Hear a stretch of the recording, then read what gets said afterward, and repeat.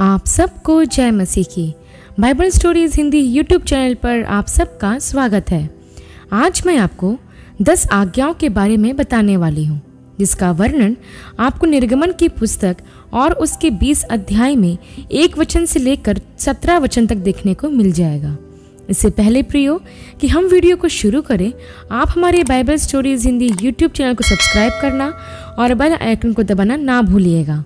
तो आइए प्रियो, हम वीडियो को शुरू करते हैं। यह उस समय की बात है जब इजरायलियों को मिस्र देश से निकाले हुए 3 महीने हो चुके थे। जब वह लोग सीनै के जंगल में आए, तब उन्होंने वहां डेरे खड़े किए और सीनै पर्वत के आगे उन्होंने अपनी छावनी डाली। प्रियो, ये वही सीनै पहाड़ है जिस पर परमेश्वर ने मूसा को पहली बार दर्शन दिया था। तब परमेश्वर ने मूसा को एक बार फिर पर्वत पर बुलाया और उससे कहा कि जाकर लोगों को पवित्र कर, क्योंकि तीसरे दिन मैं सब लोगों के देखते सीनै पर्वत पर उतर आऊंगा और तू लोगों के लिए चारों तरफ से बाड़ा बांध देना और उनसे कह कि जो कोई भी पर्वत पर चढ़ेगा और उस बाड़े को छुएगा तो निश्चय मार डाला जाएगा। तब मूसा ने जाकर इजराइल के लोगों से ऐसा ही कह दिया। जब तीसरा दिन आया, तब लोग छावनी से निकलकर पर्वत के पास खड़े हो गए और यहोवा परमेश्वर आग में होकर सीनै पर्वत पर उतरे और पर्वत कांप उठा। तब परमेश्वर ने मूसा को पर्वत की चोटी पर बुलाया और उससे यह वचन कहे कि मैं तेरा परमेश्वर यहोवा हूँ, जो तुझे दासत्व के घर से अर्थात मिस्र देश से निकाल लाया है। प्रियो, परमेश्वर ने मूसा को 10 आज्ञा देने से पहले यह स्मरण कराया कि उन्होंने ही इजराइल को मिस्र की बंधुआई से और गुलामी से आज़ाद कराया है और अब परमेश्वर चाहते थे कि वे लोग उसकी माने, उसको आदर दें और वही करें जो वो उनसे कहते हैं। मिस्र से निकलने के बाद इजराइल के लोगों के पास कोई नियम कानून नहीं थे, इसलिए परमेश्वर ने 10 आज्ञाओं के रूप में एक नई कानून व्यवस्था दी, जिसको उन्हें मानना जरूरी था। प्रियो, परमेश्वर ने इजरायलियों को सबसे पहली आज्ञा यह दी कि तू मुझे छोड़ दूसरों को परमेश्वर करके ना मानना। प्रियो, परमेश्वर ने यह आज्ञा इसलिए दी थी ताकि वह अन्य जाति लोगों के समान अनेक देवी देवताओं की उपासना ना करें। क्योंकि प्रियो, जब इजरायली मिस्र में रहते थे, तब वहां उन्होंने मिस्र के लोगों को कई देवताओं की उपासना करते हुए देखा था और वह कनान देश जो परमेश्वर इजरायलियों को देना चाहते थे, उसमें भी लोग पराये देवता की उपासना करते थे। लेकिन परमेश्वर नहीं चाहते थे कि इजराइल के लोग सच्चे और जीवित परमेश्वर को छोड़कर किसी और की उपासना करें, क्योंकि यहोवा परमेश्वर ही सब कुछ का निर्माता है। केवल वही परमेश्वर है और जितने भी देवी देवताओं के लोग आज उपासना करते हैं, वे वास्तविक नहीं बल्कि काल्पनिक हैं और परमेश्वर नहीं चाहते थे कि उसकी प्रजा के लोग एकमात्र परमेश्वर यहोवा को छोड़ और किसी देवताओं की उपासना करें। इसलिए परमेश्वर ने सबसे पहली आज्ञा यह दी कि तू मुझे छोड़ दूसरों को परमेश्वर करके ना मानना। इसके बाद परमेश्वर ने दूसरी आज्ञा यह कहकर दी कि तू अपने लिए कोई मूर्ति खोदकर ना बनाना, ना किसी की प्रतिमा बनाना जो आकाश में या पृथ्वी पर या पृथ्वी के जल में है। तू उनको दंडवत ना करना और ना उनकी उपासना करना, क्योंकि मैं तेरा परमेश्वर यहोवा जलन रखने वाला परमेश्वर हूँ। और जो मुझसे बैर रखते हैं, उनके बेटों, पोतों और परपोतों को भी पितरों का दंड दिया करता हूँ, और जो मुझसे प्रेम रखते हैं और मेरी आज्ञाओं को मानते हैं, उन हजारों पर करुणा किया करता हूँ। प्रियो, परमेश्वर द्वारा दी गई दूसरी आज्ञा हमें परमेश्वर का चित्र न बनाने का सीधा आदेश देती है। अर्थात दूसरी आज्ञा प्रत्येक के प्रकार की मूर्ति पूजा का विरोध करती है। प्रियो, पुराने नियम के समय में मिस्र, कनान तथा लगभग पूरी पृथ्वी पर लोग ईश्वरों की मूर्तियों या तराशी हुई प्रतिमाओं की पूजा या उपासना किया करते थे, जो लकड़ी, पत्थर, मिट्टी, चांदी या सोने की बनी हुई होती थी। इन्हें लोग अपने हाथों से बनाया करते थे, अर्थात वे अपनी ही बनाई हुई मूर्तियों की उपासना करते थे, ना कि सच्ची और जीवित परमेश्वर की। एक बात हम हमेशा ध्यान रखें प्रियो, कि जिसने हमें बनाया है, हम उसकी रचना कैसे कर सकते हैं। कहने का मतलब यह है कि हम परमेश्वर को बना या आकार नहीं दे सकते हैं, हम उसका चित्र कैसे बना सकते हैं जबकि हमने उसे कभी देखा ही नहीं है। यह सारी सृष्टि उसकी रचना है और हम भी उसके ही हाथों की रचना है।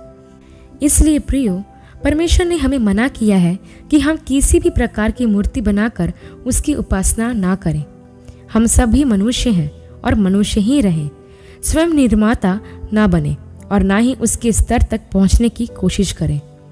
एक और बात प्रियो, जो यहाँ हमें सीखना ज़रूरी है कि आज बहुत से लोग प्रभु यीशु मसीह की काल्पनिक प्रतिमाओं को या उसकी तस्वीरों की उपासना करते हैं, लेकिन ऐसा करना सही नहीं है।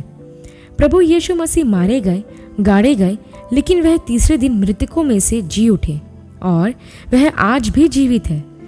तो हम उस जीवित परमेश्वर की मूर्ति या चित्र बनाकर उसकी उपासना क्यों करें?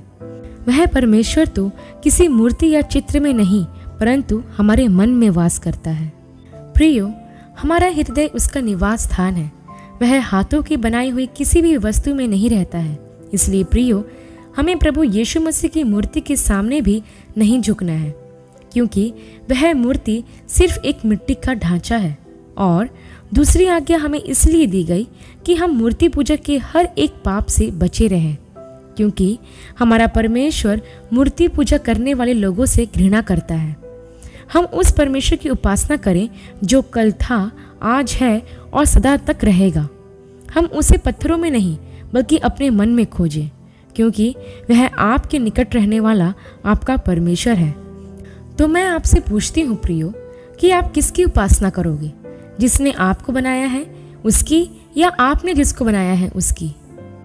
तीसरी आज्ञा प्रियो, जो परमेश्वर ने इजरायलियों को दी, वह यह है कि तू अपने परमेश्वर का नाम व्यर्थ ना लेना, क्योंकि जो यहोवा का नाम व्यर्थ ले वह उसको निर्दोष न ठहराएगा। प्रियो, जब परमेश्वर ने यह आज्ञा इजरायलियों को दी तो वे लोग सीधे सीधे यहोवा का नाम लेने से बचते थे। वह कहीं भी या किसी भी परिस्थिति में जबरदस्ती परमेश्वर का नाम नहीं लेते थे। लेकिन जब समय आगे बढ़ता गया तो आज हम लोग यह देखते हैं कि लोग हर बात में हे प्रभु, हे मेरे परमेश्वर, ओ माय गॉड, हे भगवान करके बेमतलब में परमेश्वर का नाम लेते हैं। प्रियो, परमेश्वर का नाम व्यर्थ ना लेने के संबंध में मैं आपको एक उदाहरण देना चाहती हूँ। मान लीजिए कि कोई व्यक्ति आपको फ़ोन कर रहा है, आपके मोबाइल की रिंग बजी, आपने उसे उठाया, लेकिन आपको दूसरी तरफ से कोई जवाब नहीं मिला। फिर आपने फ़ोन रख दिया। यही चीज़ आपके साथ बार बार होती है। आपका फ़ोन बजता है लेकिन उसे उठाने के बाद कोई बात नहीं करता। तब आपको कैसे लगेगा? निश्चय ही आप गुस्से से आग बबूला हो जाओगे और जो व्यक्ति आपके साथ ऐसा कर रहा है आप उस पर क्रोधित हो जाओगे। वैसे ही प्रियो, जब हम बिना किसी कारण के बार बार परमेश्वर का नाम लेते हैं तो हम मानो ऐसा करते हैं कि हम परमेश्वर को कॉल तो लगाते हैं लेकिन उससे कुछ बात नहीं करते। इसलिए परमेश्वर ने यह आज्ञा दी थी कि हम व्यर्थ में अर्थात बिना मतलब या बिना कारण के परमेश्वर का नाम ना लें। और नए नियम में प्रभु यीशु मसीह ने भी यह कहा कि जो मुझसे हे प्रभु कहते हैं उनमें से हर कोई स्वर्ग के राज्य में प्रवेश नहीं करेगा। इसलिए हमें परमेश्वर का नाम व्यर्थ नहीं लेना है। इसके बाद हम चौथी आज्ञा के विषय में देखते हैं प्रियो, जहाँ लिखा है कि तू विश्राम दिन को पवित्र मानने के लिए स्मरण रखना। प्रभु ने कहा कि 6 दिन तो तू परिश्रम करके अपना सब काम काज करना, परंतु 7वां दिन तेरे परमेश्वर यहोवा के लिए विश्राम दिन के रूप में मानना और इस दिन किसी प्रकार का काम काज न करना। प्रियो, परमेश्वर की यह इच्छा है कि जिस तरह से उसने 6 दिन तक सृष्टि के निर्माण कार्य को किया और फिर 7वें दिन विश्राम किया, तो वे चाहते हैं कि उसके लोग भी 6 दिन तक तो अपना सब काम करें, लेकिन 7वें दिन विश्राम करें और उस विश्राम दिन में वो प्रभु के साथ समय बिताएं। प्रियो, 6 दिन तो हम अपने काम में, व्यवसाय में और घर गृहस्थी में व्यस्त रहते हैं और परमेश्वर को उतना समय नहीं दे पाते। इसलिए परमेश्वर चाहते हैं कि हम सप्ताह में कम से कम 1 दिन तो अपने घराने के साथ परमेश्वर की संगति करें। इसलिए हमें विश्राम दिन का आदर करना चाहिए। वह दिन प्रभु का है, इसलिए हमें वह दिन प्रभु को देना जरूरी है। यहाँ मैं आपको बताना चाहती हूँ प्रियो कि कई ऐसे लोग हैं जो सब्त के दिन के विषय में झूठी शिक्षा को फैला रहे हैं, क्योंकि वह कहते हैं सब्त का दिन तो शनिवार है, तो फिर हम रविवार को क्यों चर्च में आराधना करने के लिए जाते हैं। हमें शनिवार को प्रभु की आराधना करनी चाहिए, क्योंकि शनिवार का दिन ही वास्तविक सब्त का दिन है। लेकिन प्रियो, बाइबल हमें बताती है कि प्रभु यीशु मसीह ने इस संसार में आकर व्यवस्था के बोझ से हमें आज़ाद किया। अब हम सप्ताह में किसी भी दिन परमेश्वर के भवन में जाकर उसकी आराधना कर सकते हैं। प्रभु के लिए सब दिन बराबर है और प्रभु ने सब्त के दिन के विषय में यह कहा कि सब्त का दिन लोगों के लिए था, न कि लोग सब्त के दिन के लिए। इसलिए प्रियो, यदि मुझसे कोई पूछता है कि सब्त का दिन कौन सा है, तो मैं कहती हूँ कि मेरे लिए सब्त का दिन सप्ताह में 7 दिन, साल में 365 दिन और दिन के 24 घंटे का है। अर्थात यीशु मसीह ही हर रोज़ मेरा विश्राम दिन है और मैं उसी में विश्राम पाती हूँ। इसके बाद हम 5वीं आज्ञा को देखते हैं प्रियो, जो प्रभु ने इजरायलियों को यह कहते हुए दी थी कि तू अपने पिता और अपनी माता का आदर करना, जिससे जो देश तेरा परमेश्वर तुझे देता है उसमें तू बहुत दिन तक रहने पाए। प्रियो, बाइबल की यह आज्ञा पारिवारिक संबंधों के लिए दी गई थी। प्रियो, यहाँ पर ध्यान दें कि पहली 4 आज्ञाएं परमेश्वर के साथ हमारे संबंध से संबंधित है और बाकी के 6 आज्ञाएं एक दूसरे के साथ हमारे संबंधों से संबंधित है। प्रियो, प्रभु परमेश्वर हमें यहाँ यह बताना चाहते हैं कि जब तक हमारा संबंध परमेश्वर के साथ सही नहीं होगा, तब तक हमारा संबंध लोगों के साथ भी सही नहीं हो सकता। 10 आज्ञाएं परमेश्वर के साथ हमारे संबंधों से शुरू होती है और फिर मानव जाति के साथ हमारे संबंधों पर समाप्त होती है। यहाँ एक और बात ध्यान दे प्रियो, कि जब परमेश्वर मानव जाति से संबंधित आज्ञा को दे रहे थे, तो उसकी शुरुआत उन्होंने पिता और माता का आदर करने से की, क्योंकि बाहर वालों के साथ हमारे संबंध कैसे होंगे, इसकी शुरुआत घर से ही होती है। जब तक हम अपने घर में सही नहीं होंगे, तब तक हम समाज के लोगों के साथ भी सही नहीं हो सकते। निर्गमन 20 अध्याय के 12 वचन का मुख्य शब्द आदर है, जिसका अर्थ होता है सम्मान करना। प्रियो, आजकल बहुत से जवान और बच्चे अपने माता पिता का अनादर करते हैं, उन्हें टट्टों में उड़ाते हैं। उन्हें लगता है कि उनके माता पिता पुराने ख्यालों के और पुराने सोच वाले हैं, इसलिए वे समझते हैं कि माता पिता से ज़्यादा वो ही होशियार हैं। और फिर वो बच्चे और जवान अपने माता पिता को नीचा दिखाकर उनका अनादर करते हैं। प्रियो, यह एक बहुत बड़ा अपराध है। प्रियो, माता पिता का कहना ना मानकर, उनकी सेवा ना करके और उनकी सलाह ना मानकर भी हम उनका अनादर करते हैं। प्रियो, हमारे माता पिता वो हैं जिन्होंने हमें इस दुनिया में लाया। उनका खून हमारी रगों में बहता है। वो चाहे जैसे भी हों, हमारे माता पिता हैं। हो सकता है उनमें कुछ बुरी आदतें हों, लेकिन फिर भी हमें उनसे प्यार करना और उनका आदर करना चाहिए। प्रियो, 6वीं आज्ञा जो परमेश्वर ने दी थी वह यह है कि तू खून ना करना। प्रियो, 6वीं आज्ञा जानबूझकर की गई हत्या को वर्जित ठहराती है। बाइबल हमें यह बताती है कि हमारे प्राण को देने वाला परमेश्वर है। परमेश्वर ने हम मनुष्य को अपनी समानता व स्वरूपता में बनाया है और जानबूझकर या सोची समझी साजिश के अनुसार यदि कोई व्यक्ति किसी के प्राण लेता या उसे जान से मारकर उसकी हत्या करता है, तो वह परमेश्वर की दृष्टि में अपराध करता है।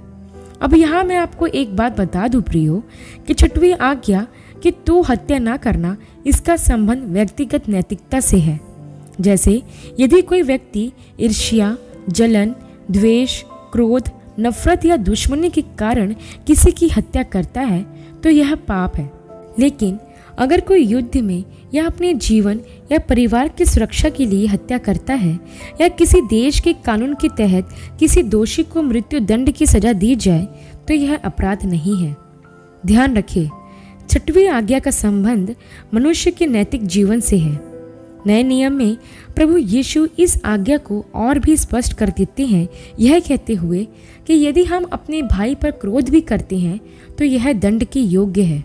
इसलिए इस आज्ञा का मूल अर्थ हमें हमेशा स्मरण रखना चाहिए। कि यदि हम अपने दिल में किसी के लिए बुरा विचार भी लाते हैं तो यह हत्या करने के बराबर है। ध्यान रखें प्रियो कि बाइबल की पहली हत्या सिर्फ और सिर्फ जलन रखने के कारण हुई थी, क्योंकि कैन अपने भाई हाबिल से जलता था और उसे पसंद नहीं करता था। प्रियो, इसके बाद हम 7वीं आज्ञा देखते हैं, जो परमेश्वर ने यह कहते हुए दी थी कि तू व्यभिचार न करना। प्रियो, यह आज्ञा सारी अनैतिकता और कामुक पापों को वर्जित करती है।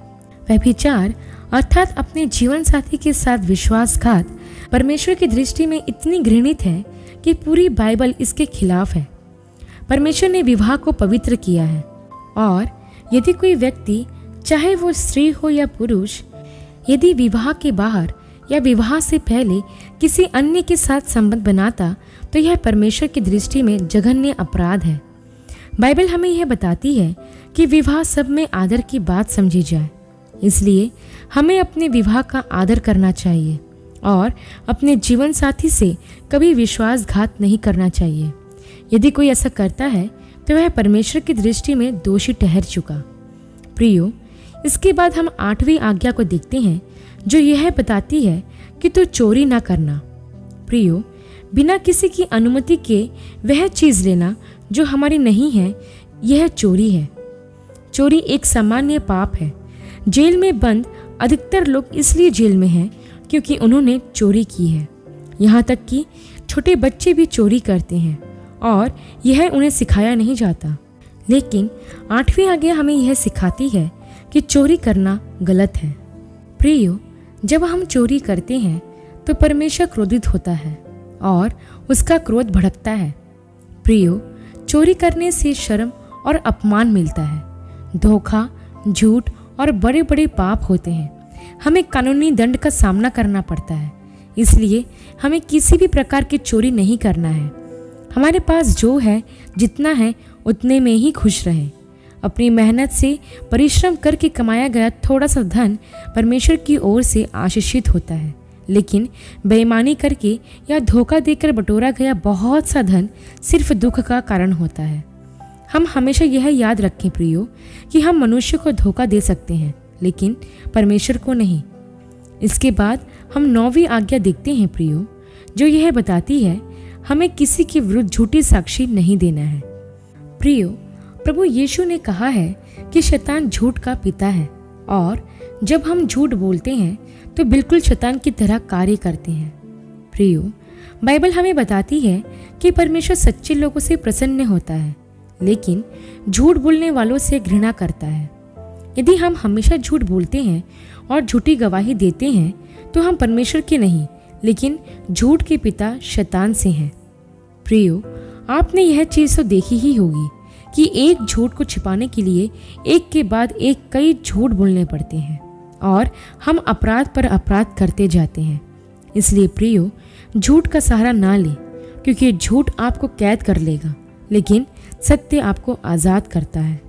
इसके बाद हम 10वीं और अंतिम आज्ञा को देखते हैं प्रियो, जो यह बताती है कि तू किसी के घर का लालच ना करना, और ना तो किसी की स्त्री का लालच करना, और किसी के दास दासी या बैल गधे का, ना किसी वस्तु का लालच करना। प्रियो, लालच का संबंध भी हमारे मन से ही है, क्योंकि हमारे मन में उठने वाली इच्छाएं ही हमें भटका देती हैं। प्रियो, बाइबल की 10वीं आज्ञा इस बात पर जोर देती है कि बहुत से बड़े अपराध तब होते हैं जब हम किसी ऐसी चीज़ पर नज़र डालते हैं जो किसी और की है। प्रियो, क्या आप जानते हैं कि लालच का पहला कार्य कब हुआ? यह तब हुआ जब शैतान ने परमेश्वर के सिंहासन की लालसा की। क्या आप जानते हैं कि लालच ही वह पाप था जिसके कारण शैतान हव्वा को गिराता है, क्योंकि हव्वा के मन में भी परमेश्वर के समान होने की लालसा थी। यह लोभ ही है जिसने मानव जाति को भ्रष्ट किया। प्रियो, लालच हमारे स्वभाव में है, लेकिन हमें इस पर जय पाना है। इसलिए इब्रानियों की पत्री में भी लिखा है कि तुम्हारा स्वभाव लोभ रहित हो। यही नहीं प्रियो, कुलुस्सियों की पत्री में पौलुस लोभ को मूर्ति पूजा के बराबर बताते हैं। इसलिए प्रियो, हमें लोभ के पाप से बचना चाहिए। आपने यह कहावत तो सुनी ही होगी कि लालच बुरी बला है। आशा करती हूँ प्रियो कि 10 आज्ञाओं पर किया गया यह अध्ययन आपके लिए आशीष का कारण रहा होगा। अपने विचार आप हमें कमेंट बॉक्स में ज़रूर बताएं। इस वीडियो को दूसरे तक भी शेयर करें और अगली वीडियो में आप सबसे फिर मुलाकात होगी। तब तक के लिए आप सबको जय मसीह की।